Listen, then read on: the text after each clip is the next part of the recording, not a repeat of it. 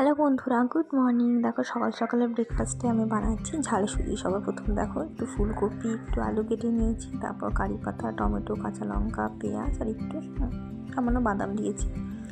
তারপর দেখো সুজিটাকে লাল লাল করে ভেজে নিয়েছি।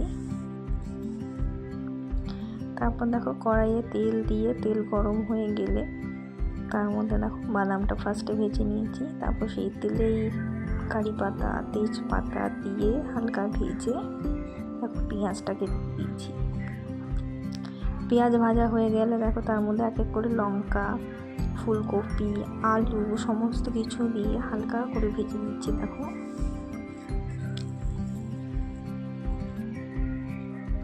দেখো যখন হালকা করে ভাজা ভাজা হয়ে যাবে তারপর টমেটো অ্যাড করবো।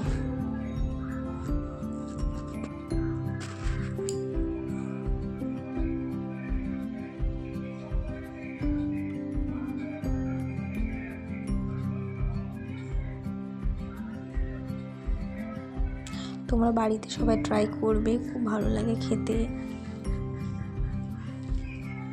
মানে তোমাদের যাই সবজি থাকুক না কেন তুমি সমস্ত সবজি দিয়ে করতে পারো, খুব ভালো লাগে খেতে।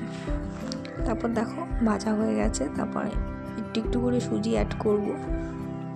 সুজি দেওয়ার পর দেখো সবজিগুলোর সাথে ভালো করে নাড়াচাড়া করে সামান্য একটু জল দিয়ে ভালো করে নাড়াচাড়া করতে হবে।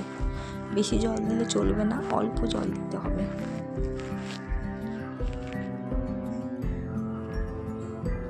দেখো সামান্য জল দিয়েছি।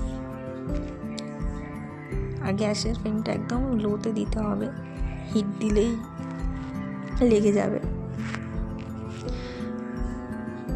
দেখো আমাদের ঝাল সুজি রেডি। তোমরাও ট্রাই করো আর জানিও কেমন লেগেছে ভিডিওটা।